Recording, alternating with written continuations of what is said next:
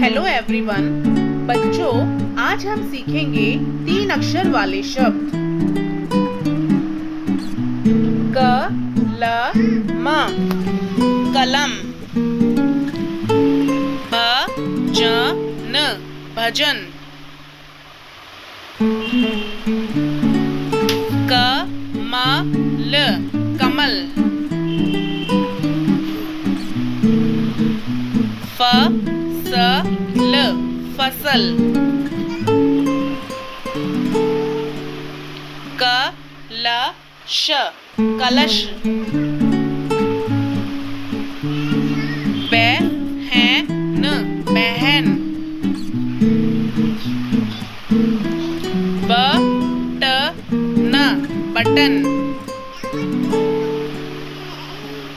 ब त ख बतख।